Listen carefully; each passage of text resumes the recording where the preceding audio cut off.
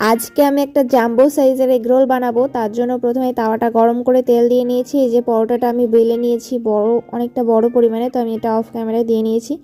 তো পরোটাটাকে ভালো করে ভেজে নিতে হবে উল্টে পাল্টে আমার মতো করে। আর এখানে এই যে আমি এগ রোলটাকে ডেকোরেশন করার জন্য এগুলো নিয়ে নিয়েছি, দেখে নাও। তো এবারে আমি তাওয়াতে ডিমটা দিয়ে দিয়েছি লঙ্কা পেঁয়াজের লবণ দিয়ে। ডিমটা ভাজা হয়ে গেলে ওপর থেকে পরোটাটা দিয়ে নেব। তো এটাকে আমি থালের মধ্যে নিয়ে নিচ্ছি। তো চলো এবার ডেকোরেশন করা যাক। প্রথমে আমি ওপর থেকে একটু জল জিরা ছড়িয়ে দিয়েছি। এরপরে একে একে শসা কুচি, টমেটো কুচি, যারা টমেটো খাও না টমেটোটাকে স্কিপ করবে। এরপরে পেঁয়াজ কুচি দিয়ে বেশ অনেকটা পরিমাণে দিয়েছি, যেহেতু বড় একটা এগরোল হবে। ওপর থেকে আরও একটু জল জিরা ছড়িয়ে দিয়েছি। এবার একটু কিচেন সস দিয়ে দিলাম। তো এবার এটাকে ফোল্ড করে নেব। আমার এক হাতে খুবই অসুবিধা হচ্ছিলো ফোল্ড করতে, যেহেতু এক হাতে ভিডিও করছিলাম।